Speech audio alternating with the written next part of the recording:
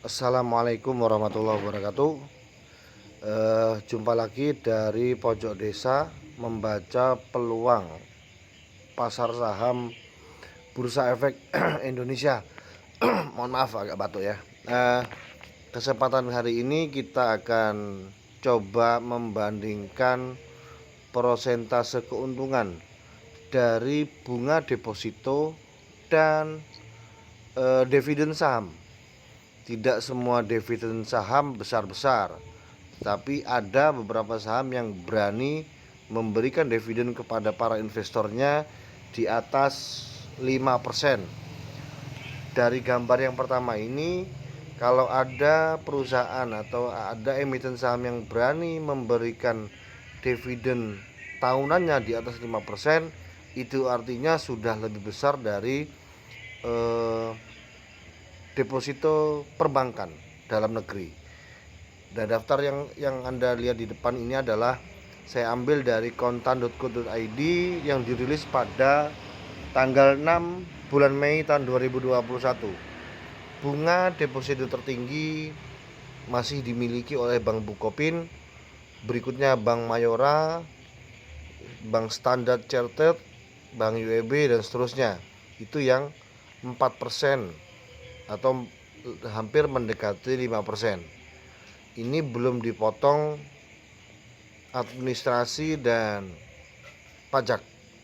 Ya, nanti saya hitungannya kita lihat di keterangan-keterangan lainnya. Nah, sekarang coba kita bandingkan dengan beberapa emiten saham yang tadi sudah saya pilih-pilih. Beberapa di antara yang pertama adalah DMAS. DMAS ini memiliki dividen sebesar itu, Anda lihat valuation dividend yield, dividen tahunannya adalah 11,26%. Wow, hampir 3 kali lipat dari bunga deposito bank tertinggi depositonya. Ini baru DMAS, main ya. Dan kalau dari fundamental, DMAS juga memiliki kinerja perusahaan yang baik, sehingga mereka pun berani memberikan dividen kepada para investornya sebesar 11,26% per tahun. Kemudian yang kedua, ada saham HMSP, saham rokok Sampurna ya. Rokok Sampurna ini masih berani memberikan dividen sebesar 7,32% per tahun. Kalau seandainya Anda punya uang nganggur selama 1 tahun, misalnya untuk nyicil atau beli rumah di tahun ketiga, paling tidak ada tambahan sekitar 7%. Kalau 100 juta berarti kurang lebih sekitar ada tambahan 7 juta per tahun, 7%-nya ya, betul ya. Nah, coba kita lihat yang lainnya. Ada BJBR, Bank Jabar. Bank Jabar dividend yieldnya juga masih tinggi di atas 5%, yaitu 6,96%. Berikutnya ada Bank Jatim.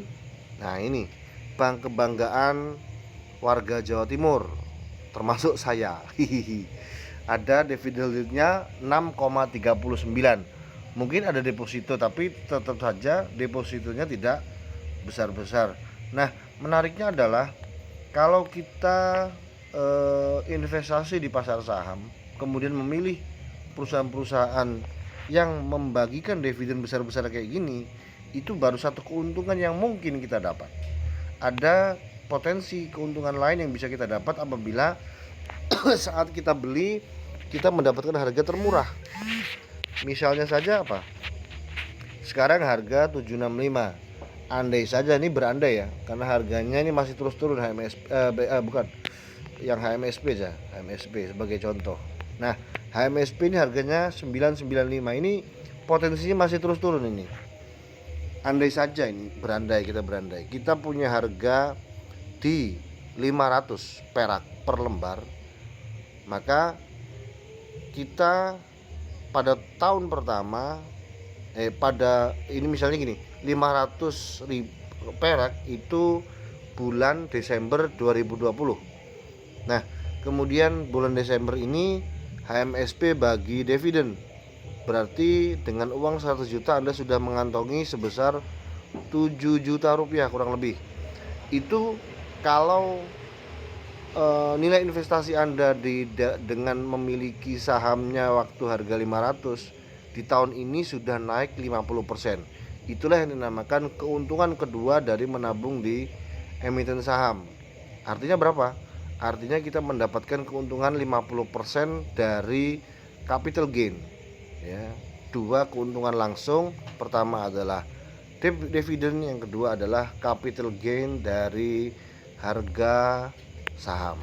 Nah, itulah menariknya kita belajar membaca peluang investasi di pasar modal Indonesia atau Bursa Efek Indonesia. Itu saja. Nanti kita belajar lanjut di materi-materi atau video-video berikutnya. Apabila video ini bermanfaat, silahkan share ke teman-teman sebagai ladang amal cuma-cuma. Itu saja, kurang lebih mohon maaf. Assalamualaikum warahmatullahi wabarakatuh.